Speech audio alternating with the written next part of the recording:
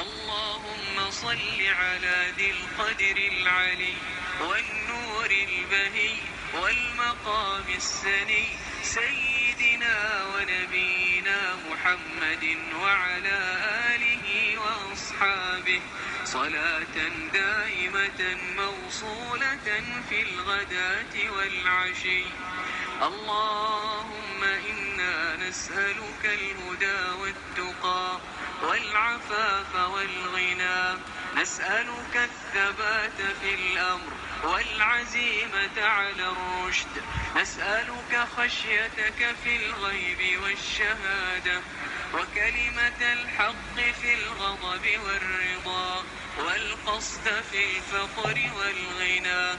نسألك إيمانا لا يرتد ونعيما لا ينفد ومرافقة سيدنا محمد في جنان الخلد